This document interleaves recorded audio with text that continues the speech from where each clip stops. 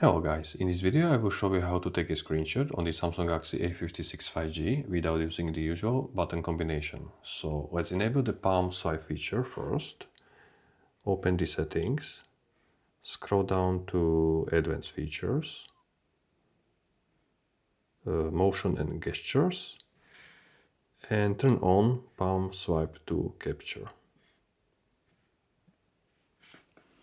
Once this is enabled, simply place side of your hand on the edge of the screen and swipe across it like this, or it also works from opposite side.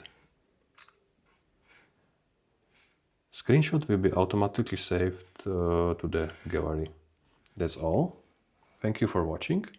If you like this video, thumbs up, and for more videos like this, consider subscribing. Bye.